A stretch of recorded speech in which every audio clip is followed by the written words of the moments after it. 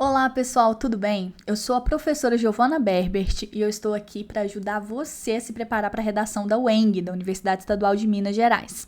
Bom, o que nós vamos fazer no vídeo de hoje? Com a autorização de uma aluna minha, da minha mentoria, eu trouxe o artigo de opinião que ela fez. Foi a primeira redação que ela fez, saindo ali daquele modelinho Enem.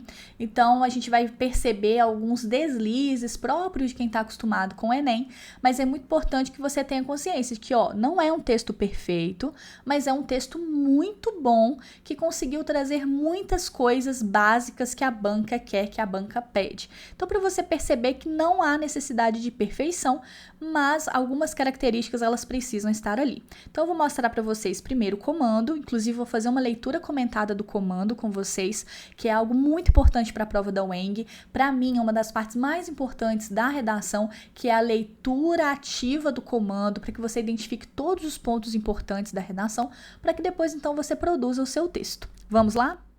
Antes de mais nada, tem aquela parte, que toda pessoa que trabalha com YouTube também pede. Inscreva-se no meu canal, ative o sininho para notificação, curta esse vídeo, se possível comente, isso me ajuda bastante. Esse daqui é um material gratuito, um conteúdo gratuito, um tempo que eu tirei para ajudar vocês. Seriam muito bem recebidos todos essas demonstrações de carinho, que vocês podem ter comigo, curtindo, compartilhando. A gente fica até sem jeito de ficar pedindo as coisas, mas é importante para que a gente possa crescer e continuar produzindo muito para vocês por aqui, tá bom? Então, sem mais delongas, vamos lá. Começando aqui, gente, ela digitou porque ela tá para fazer o PISM também, que é o vestibular seriado da UFJF. Então foi uma semana muito corrida, então ela acabou digitando, mas o ideal é que ela tivesse escrito a proposta, a redação, tá? Só que antes, vamos lá falar da leitura do comando, tá? Muito importante. Não vou ler os textos motivadores, vou diretamente aqui para análise com vocês. Gente, leia com caneta, tá? Não existe fazer prova sem ler, fazendo marcações. Já leia com a caneta, para você já identificar as informações. Então, vamos lá. Você, estudante do ensino médio, já vou marcar essa informação aqui, que é o quem sou eu. Quem eu sou? Eu sou estudante do ensino médio. Então, eu preciso ter uma leitura, uma escrita, adequada a esse nível. É uma pessoa que consome fast food. Então, aqui tá do quem, eu sou uma pessoa que come fast food. Assim como faz a maioria dos brasileiros. E tem o blog pessoal falando sério. Quem não sabe o que é um blog, é tipo uma rede social, mas lá você vai compartilhar textos, tá? Então, ao invés de ser fotos, vídeos, são textos escritos. Ao ler sobre o movimento Slow Food, comer com calma, resolve escrever um texto opinativo sobre os hábitos alimentares. Então, aqui, hábitos alimentares. Aqui o blog pessoal é o onde eu estou. Aqui é o assunto, a fim de conscientizar seus seguidores. Então, conscientizar é o objetivo. Vou colocar o B aqui, objetivo, e outros possíveis leitores. Considerando o contexto de produção apresentado, as informações dos textos 1 e 2 e conhecimento sobre o assunto, escreva um artigo de opinião, então esse daqui é o gênero, posicionando-se a respeito, então eu tenho que me posicionar a respeito das culturas de alimentação dos dias atuais e suas consequências. Então isso daqui é uma parte do assunto que tem que estar lá, eu tenho que falar das consequências e eu tenho que falar sobre as culturas de alimentação. O que eu penso sobre isso? Qual que é a minha opinião? Tenho que trazer, então, a minha opinião. Caso queira assinar seu texto, utilize apenas prudência ou prudência. Olha que interessante. Caso queira assinar seu texto. Não é obrigatório que você assine seu texto, é só se você quiser. E aí você usa prudência e prudência e o seu texto deve ser escrito em até 30 linhas, tá? Agora sim a gente pode ir para o artigo de opinião. Primeira coisa que a gente observa aqui que é gritante. Todo artigo de opinião tem título. Cadê o título dessa querida? Lembrando, gente, que essa aluna me autorizou a analisar a redação dela e gravar, tá bom? Então, cadê o título? Giovana, isso vai me tirar muito ponto? Segura aí, que a gente vai fazer a correção e vai ver se isso vai ser uma coisa realmente determinante na correção. Olá, seguidores do Falando Sério. Isso aqui foi muito interessante porque é um blog de uma estudante do ensino médio. Então, ela precisa interagir com seus leitores. Isso é normal no blog e é desejável. Só que tem um porém aqui, E aqui é um errinho que, tadinho, não é uma coisa assim, nossa, ela não sabe. Mas é porque, gente, o que acontece? Blog, você não tem seguidores, você tem leitores, tá? E por que ela fez isso? Porque o blog não é da época de vocês estão acostumados com redes sociais, tá? Isso tiraria o ponto? Dificilmente, só para ficar mais adequado. Hoje resolvi conversar sobre saúde com vocês. E o que me motivou foi um artigo apresentado pela minha professora de biologia do colégio. Olha como é interessante. Ela se posiciona dizendo que ela é uma estudante, ela mostra por que ela teve aquela ideia, e é algo muito comum para um aluno do ensino médio. Teve aula de biologia e resolveu conversar sobre saúde com a galera. O texto produzido por Juliana Carreiro chama-se Os Perigos do Fast Food, o queridinho dos brasileiros. Você deve estar se perguntando, professora, de onde ela tirou isso daqui? Então, o que ela fez? Ela veio aqui e pegou o texto motivador. Pode fazer isso? Lembra que você tem que sair do modo Enem, né? Você tem que entrar no modo Weng. Não tem problema algum você fazer isso. O problema, né, é só deixar mais claro que esse texto produzido é esse artigo apresentado. Ao invés de usar o texto, né, ela poderia ter colocado assim, ó, esse texto foi produzido por, talvez ficaria mais claro para a gente entender, né? Mas na Weng não tem problema usar informações do texto motivador. E é exposto o quanto o nosso país vem apresentando aumento da população obesa. Que tem, né? Seria que tem como uma das principais causas o grande consumo de fast food. Não posso negar que esse tipo de alimento não está constantemente presente em minha dieta, por ser de fácil e rápido preparo. Porém, após pesquisar bastante sobre a temática, descobri que eles possuem diversos conservantes e agrotóxicos que poderiam afetar minha saúde agora e no futuro. Quero comentar algumas coisas com vocês, né? Há um errinho de português aqui. Eu vou marcar os errinhos de português de verde, tá? Para vocês acharem aqui. Então, tem esse quem tem aqui, que foi um primeiro errinho que ela fez. Só que tem um outro problema que, assim, a meu ver, não é nenhum problema de português. É um problema de construção de frase, né? Ela fala que ela não pode negar que esse tipo de alimento não está na dieta dela. Na verdade, teve um erro de coerência. A ideia seria, não posso negar que esse tipo de alimento está constantemente em minha dieta, ou seja, eu não posso negar, eu não posso falar que esse alimento não está. Não, ele está.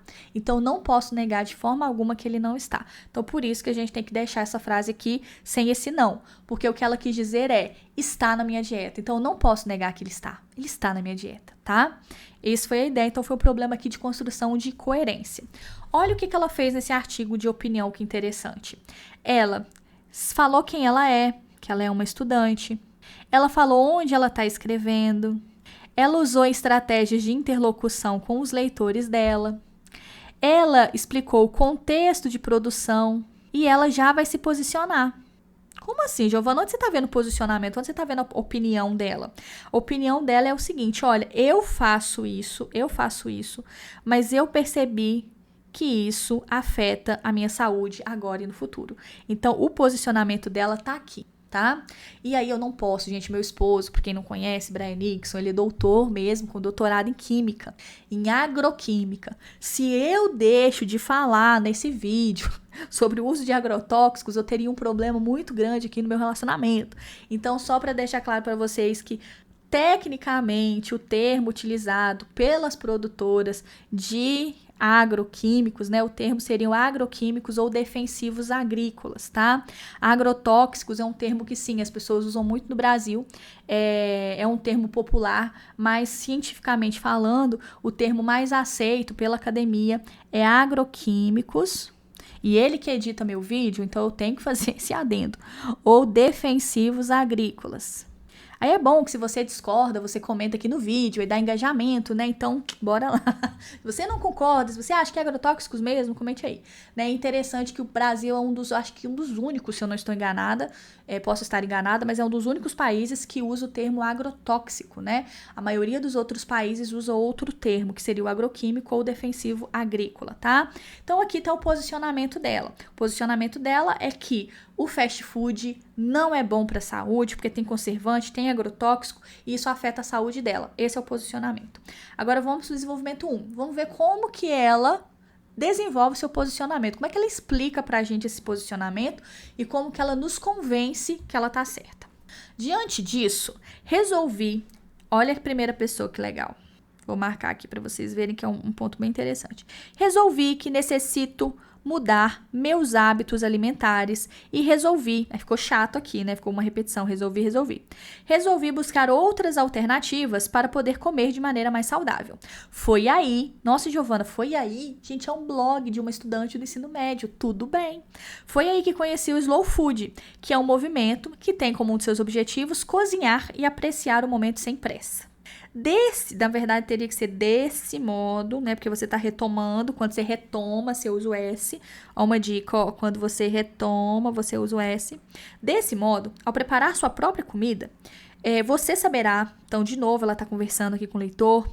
Você saberá exatamente o que está ingerindo. E, deve ter uma vírgula aqui, e, além disso, estará melhorando não só a sua saúde física, como também a mental, visto que ao cozinharmos, aí ela traz o leitor para dentro, ó, ao cozinharmos, sentimos prazer e felicidade, melhorando assim a qualidade de vida. Então, perfeitamente ela traz o leitor para cá e ela faz o que o comando pediu. Lembra que o comando pediu, olha, para falar do Slow Food? Tinha que falar aqui do Slow Food, então ela obedece bonitinho falando do Slow Food.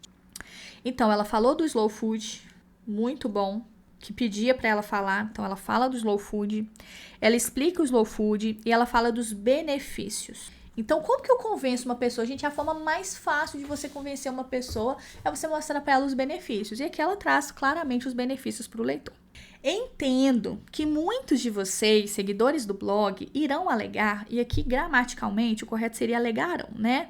Mas como a gente tá num blog, a gente passa um paninho para ela.